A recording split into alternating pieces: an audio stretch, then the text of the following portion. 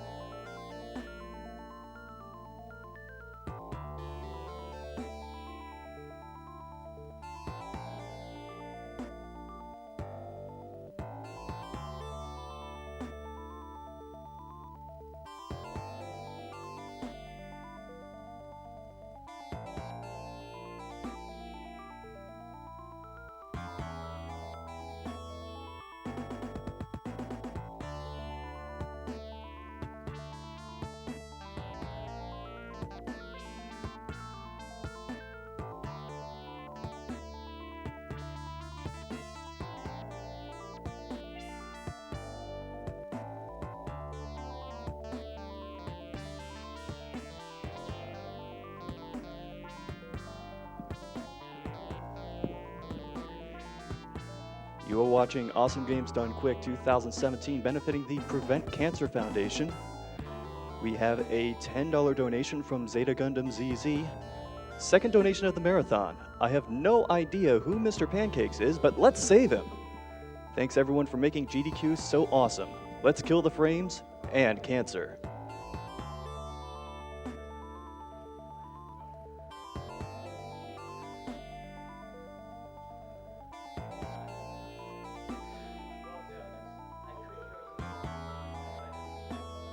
Just a reminder that for the upcoming Kalimba run, we have a Kalimba prize pack, limited edition print and t-shirts with a minimum $10 donation.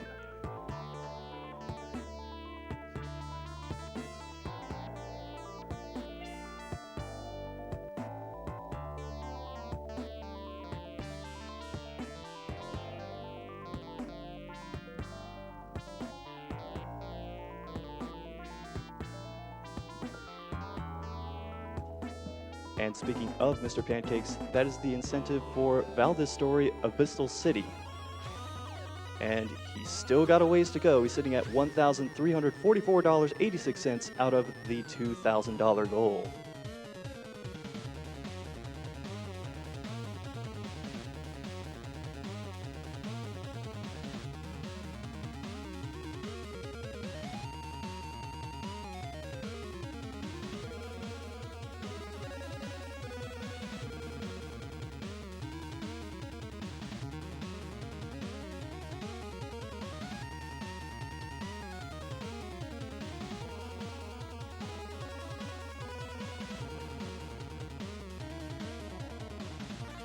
Meanwhile, looking ahead to one of our most popular bid wars, Save vs. Kill the Animals for Super Metroid.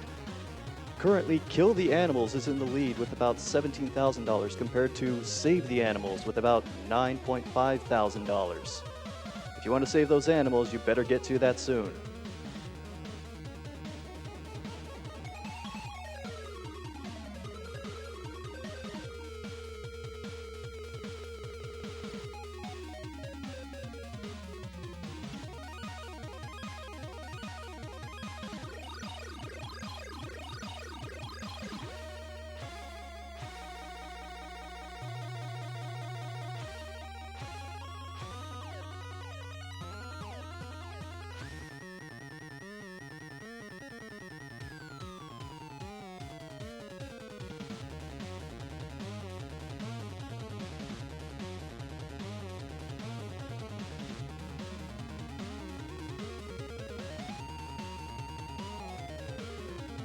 And just a quick word from Chrono GG. Chrono GG sells one awesome game every day, and each day is an incredible deal, typically at historically low prices. They partner directly with game developers so that you know exactly where your keys are coming from. Proceeds from GDQ featured titles will benefit the Prevent Cancer Foundation. You can check them out at www.chrono.gg/AGDQ.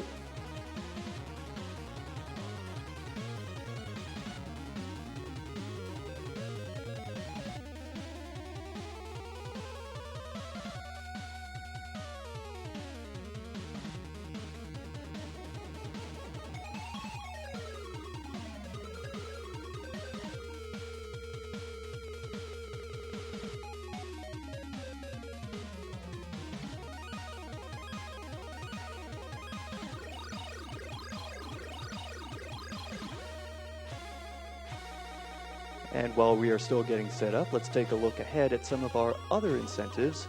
As I mentioned before, Mr. Pancake still needs your help if you want to save him. Meanwhile, for Salt and Sanctuary All Bosses run, we have met the incentive for Gramelios to do an any % run after his All Bosses run. And the bid war for the file name choice is still ongoing. Currently, PJ Salt is in the lead.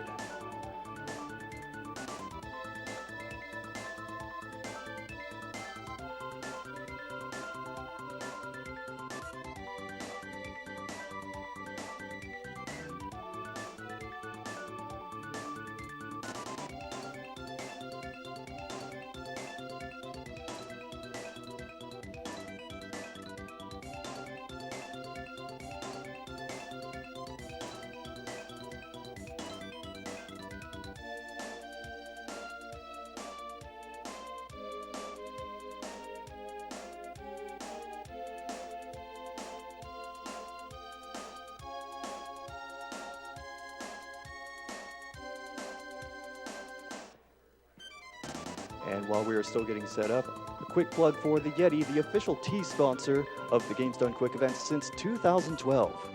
In celebration of providing shirts for their 10th Games Done Quick event, the Yeti has increased their shirt donation amount from $3 to $4. With each $11 shirt sold from the AGDQ collection, the Yeti will donate $4 toward the Prevent Cancer Foundation. Shirts are available during AGDQ and until January 15th at midnight Central Standard Time. Visit www.theyeti.com/AGDQ and get your shirts today.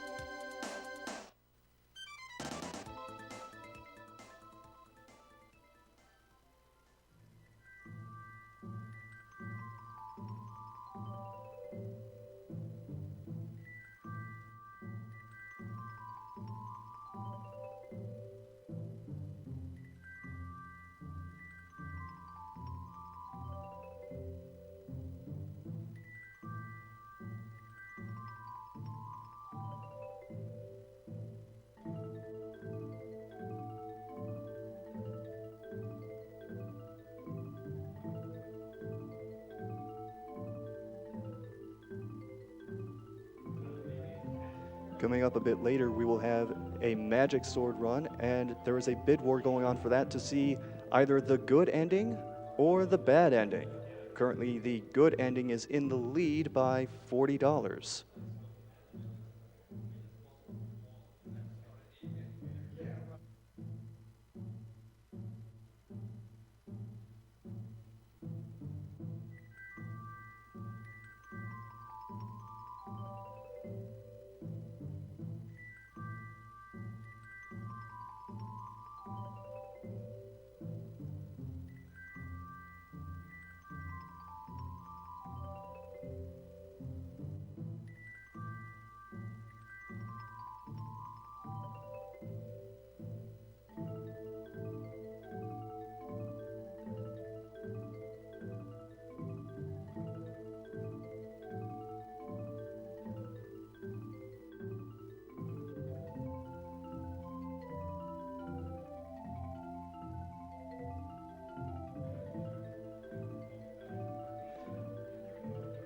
will have the Kalimba run for you very soon. Looking ahead on the schedule, right after this we have New Super Hook Girl, Valdis Story Abyssal City, and Siam Speedrunners from Hell.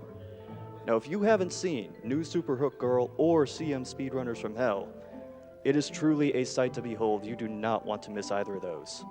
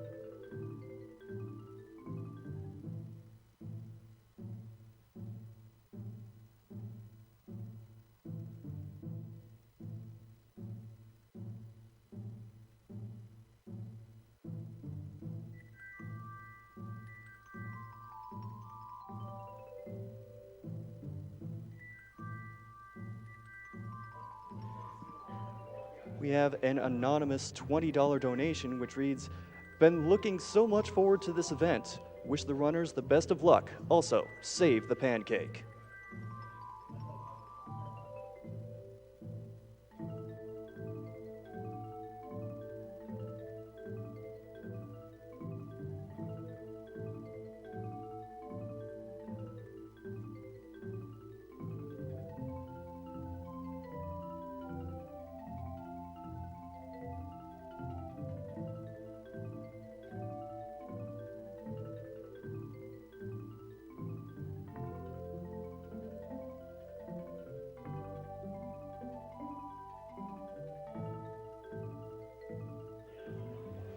And we have another $20 from Anonymous, who simply says, "Greetings from Poland."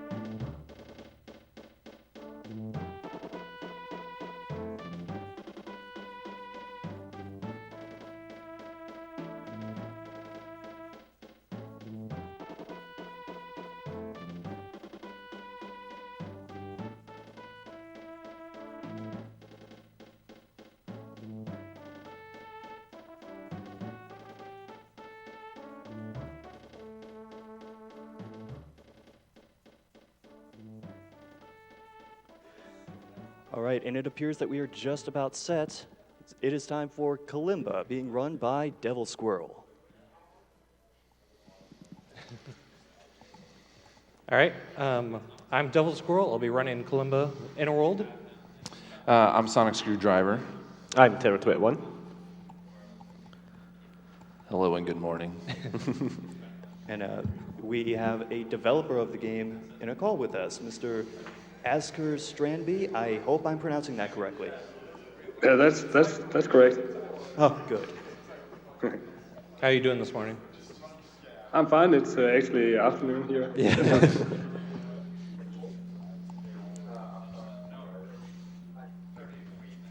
So we ready to go?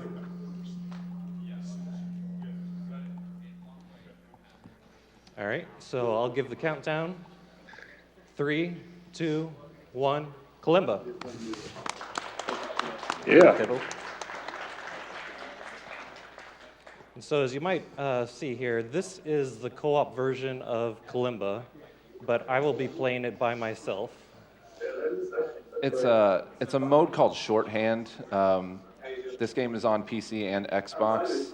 And on Xbox, Shorthand is a game type that's included, but it's not actually included on PC.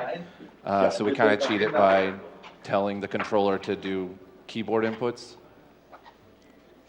But as you can see, like you control the red and blue totems separately on the controller. So on the right side, you have red inputs, which is right analog and right bumper do the jumping, left for blue.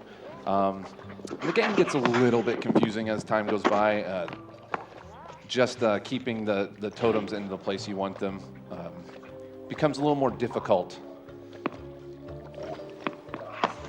Coming up is probably one of the first, I would say, hardest tricks. It's like a 3-frame trick.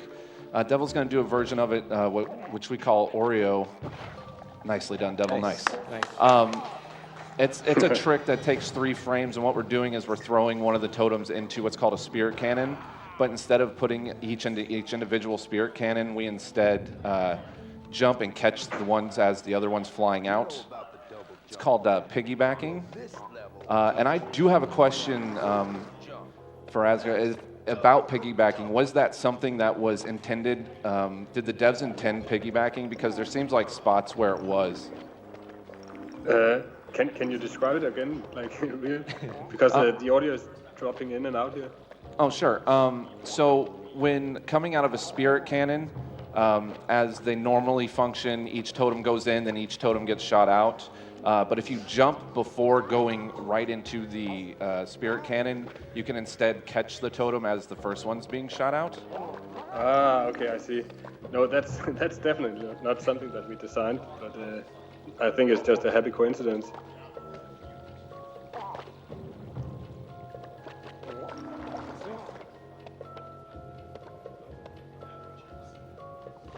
So here on the second level, you're going to see a little bit more of the splitting up of colors.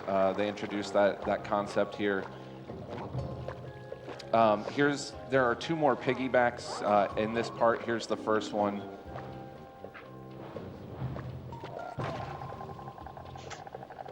So instead of putting blue into the blue spirit cannon, we instead just have hit right on the back of red. And then we're going to do the same thing right here at the end of this level. And it's also fun if you jump immediately after the piggyback starts, the red totems just automatically get thrown into the right position. And I'm actually impressed that you did the 10-frame save there. That's a cool move. It's devilsquirrel. Devil decided, like, I don't know, 3 days ago that you can save 10 frames there. And Yeah, then we've also been doing it slowly ever since. And then also decided he hated it, but for some reason threw it into the run, which is amazing. So this is going to be one of the first, what I would call like difficult long levels. In Kalimba, all of the Seekers, which I don't think you've seen yet, they run on a global timer. So once the level starts, the Seekers start moving. Some things don't run on a global timer, but for the most part, a lot do. And there is a particular Seeker on this level that can be troublesome if you get behind it all. Or in this case, if you go too fast. So the idea is to get to that Seeker and have it be in a spot where it doesn't kill you because it's blind. With that death there, it's going to be pretty tight. He should still be okay, but we won't know till we get there, which now is what kind of makes it a little bit fun. The trick coming up here, like this whole section, you have to do really quickly, and these turnarounds here are pretty ridiculous to learn. Just the switching of totems in your mind with both hands, it's just one of those things. And this is a trick that is probably about a month old now. was discovered by one of our newer runners, Fresh Maniac. Okay, the Seeker's going to be in an okay spot. Just barely got over him. Sometimes it's in a spot where you'll fall and it will just automatically kill you. But that trick right there saves like 2 or 3 seconds over the way we used to do it. But as far as cycles go, this next level is probably the most cycle intensive. If you can stay on cycle, you can do a completely deathless. If you get off cycle, though, there is a backup death strat that we did for a long time because no one wanted to do deathless until recently. We decided we should man up and go for it. You can't always do 2 things at once. So get a friend. So once again, this is like the co-op levels. So the idea is, you know, the person you're playing with is going to be on top, and you're going to be on bottom. I didn't do it. Missed the timing, so I wasn't able to get the... Yeah, so we're already going to do the backup death strat here, which still, compared to how we used to do it, saves a ton of times.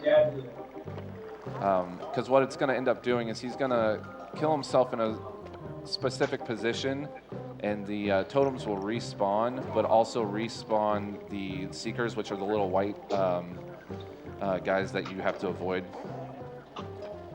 And it will put them in a cycle where instead of having to get on and off, let's see if you can get this here. Oof, so close. Instead of having to move blue on and off the pot on the bottom to ensure not dying, this allows you to just stay on it, which does save like a considerable amount of time.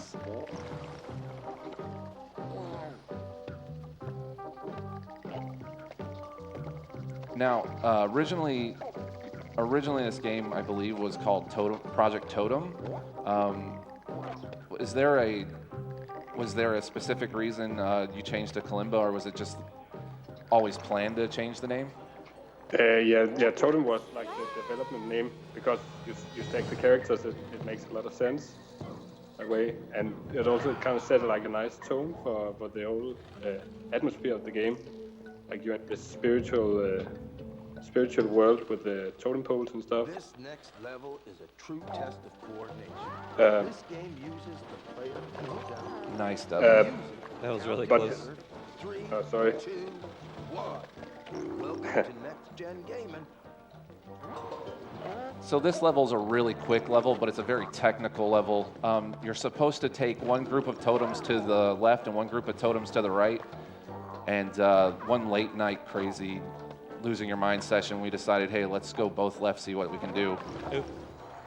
I screwed that up. That's all right. A new addition to this is the idea of letting blue stop and catching the group behind it and hitting those top pots early. Wow, that's a good cheat. But yeah, so that ends up saving. What's ridiculous is over the original way, that only saves about, I don't know, it's like a little bit less than a second. I can't believe you made it over that Seeker. It doesn't save like as much time as you would want it to, but it still saves enough that it's worth doing. In this section here, most new players have a ton of trouble with. Yeah, this is the part when you're learning that will break your spirit. We're just gonna leave blue here. Nice.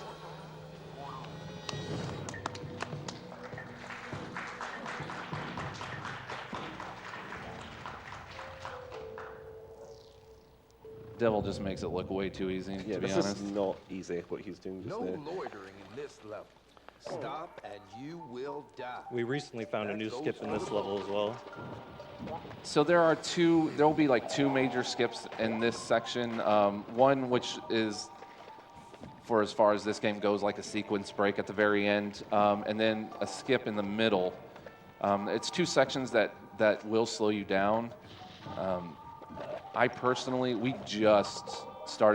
found out in the tasks, in the tool-assisted run we did of Kalimba, we found this strat where you'll jump over a Seeker twice.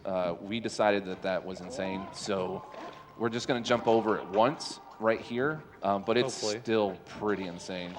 Nope, I missed it.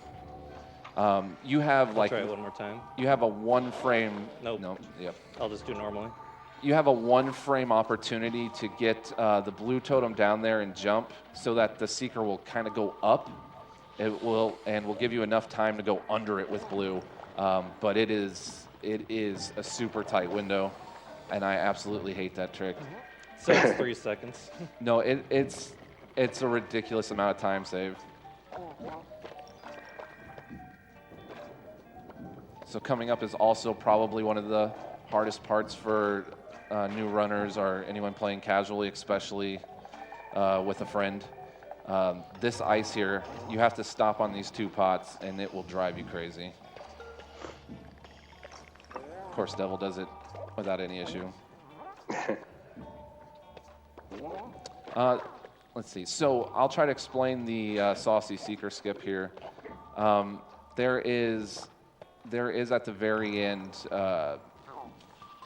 a couple of rooms that are intended to be done by moving a couple of Seekers over into a different section so that you can hit a pot and then be able to end the level. Over the years of playing it, it's gone a little bit from killing the Seekers with the wall that forms to what we have now, which is we leave one of the blue totems up top and instead use red to hit the pot, get out of the way, and then go finish the level. With a corner hop called a fast finish. Nice. That's really nice. And that trick is extremely tight, but it's like one of my favorite tricks ever. Nothing is more fulfilling than helping out a friend. Except totems, maybe. Oh boy.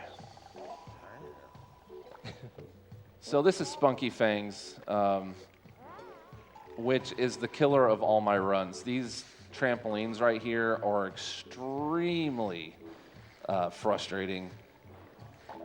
But Devil, of course, once again, has no issues with them. Like, those things, man, they will completely ruin a run. Once again, you're trying to control blue on the bottom on each pot. I'm sorry, that's also ridiculous that he does that. You're trying to control blue on bottom and going back and forth between 2 pots while at the same time moving red onto those trampolines and then doing it again except reversing your hand order. So it's just one of those things that it can severely boggle your mind for a long time. And a lot of times the way Devil does it is he's fast enough that as the totem's going up, it will clip the trampoline and go straight up. So it's just, he does a 3 trampoline skip there that I just don't understand. It's important to know when to do nothing, Good old mummy. when to do everything. All at once. So by the way, do the totems have specific names? Did you guys name the totems anything when developing the game? You mean the ones you're controlling? Yeah. Not really. No. They have, like, I think one of them is the fox, we called it, and like the pig totem character. But not more than that. The ones you collect, of course, have names after the levels. Do you guys have any favorite totems? What's it called? Like the. Trying to remember the name, but the Raymond Dogchild. No, what's it called? The dog face totem. It's been a while since I looked at this game actually. I must say that it's really impressive just to see you guys, like, how you work it and like how you play the game in a whole completely way, another way than we like created it. It's very it's almost like tantalizing to watch. This section's also really hard for new players. Yeah. This section is a nightmare for co-op. Like, it pretty much about caused the end of many relationships, I think. This is also a pretty long level, so if there are any donations to read, this would be a good time. All right, well, we have $10 from Bentok. So it looks like Mr. Pancake is a corgi in a top hat? Why would we not want to save him? Put my money towards that.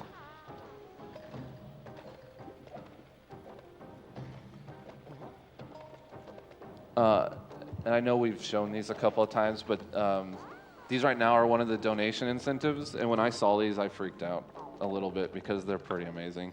A minimum $10 donation. Yeah, minimum 10. And it also is packaged with a couple of T-shirts as And there's well. one back here as well. It's a silk screen printed. Got a stack. Actually, really nice quality. They're signed by the devs and everything. Yeah. I thought about just taking them and not letting anyone know. All right, so this is my favorite level. This is Nerdled.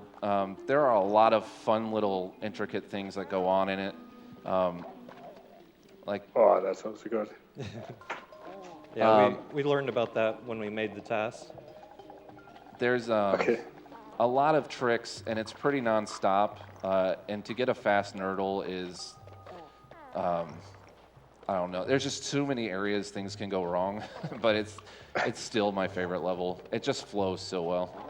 There's a lot of switching around, like you'll see right now he needs red on bottom. And every one of those switches is, even though it looks like he's not doing anything, every switch is difficult. If you ever watch someone do this game blind, that's the fun part, is watching people try to figure out which totem needs to be where and how to get it there, and it's an hour later sometimes. Yeah, that's usually the main task, just figuring that out. So this Also right the here top- is a spot where you're intended to take your time on these trampolines, but we don't like to spend more than one jump on them. So instead we just send blue all the way down and have it catch it. But the timing of that is ridiculous. I mean, pretty much everything. I'm probably saying it way too much, but everything in this game is ridiculous. And the truth is, Devil is so good at this game that it's hard for you to understand sometimes the actual difficulty of it. So we have what, one level left? Yep, last level. I said that like I didn't know, but of course I know. We're coming up onto the last level, which is Gnarly Two-Face. Time will stop when he hits the last totem, but it will be off screen, so we'll let you know when it's coming. Out of all the levels, this is the one that is probably the most chill. When you get to this part of the run, you pretty much know what your end time's going to be. It's just a lot of switching around. And this section right here can kill you if you're not careful. But, of course, Devil's perfectly fine.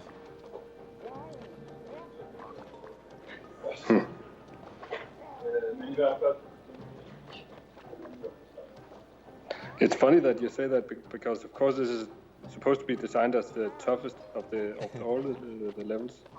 Well, you know what? I take that back. Just because this part right here, when you're first learning this, is ridiculous. There will be hours spent trying to figure out how you're supposed to fall through this. It's a little mind-boggling. All right, so we're coming up on time.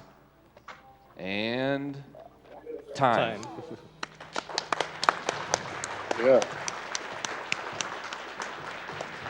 So that's Kalimba. And 1805. And I know, I can't speak for everybody, but I know I've put, over 600 hours in this game. So to the devs, I say thank you so much.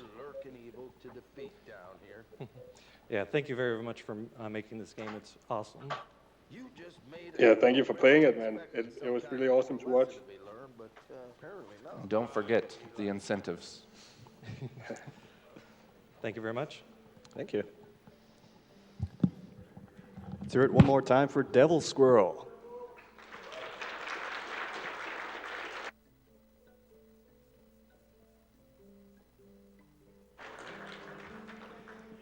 And thank you once again to Mr. Asger Strandby for joining us for that run.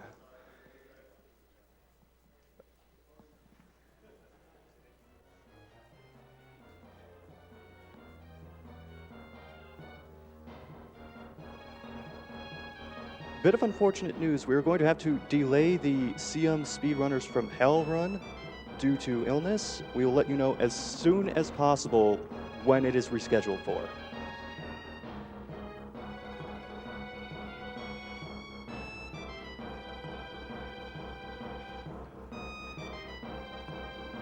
Meanwhile, we have Legendary Marvin checking in with a $25 donation. Please convey my compliments to the commentator for Kalimba. He did a great job. A good commentator makes speedruns so much more enjoyable to watch for the layman viewer like me.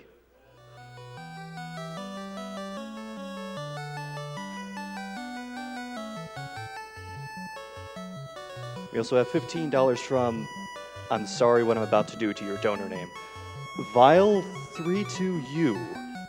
This past week has been kind of a bummer, but when I realized AGDQ was going on, I knew my rainy day would have a good highlight to end on. Keep up what you guys are doing.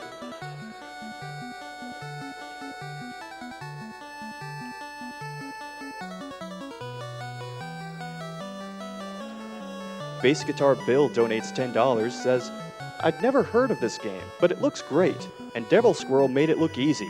Awesome!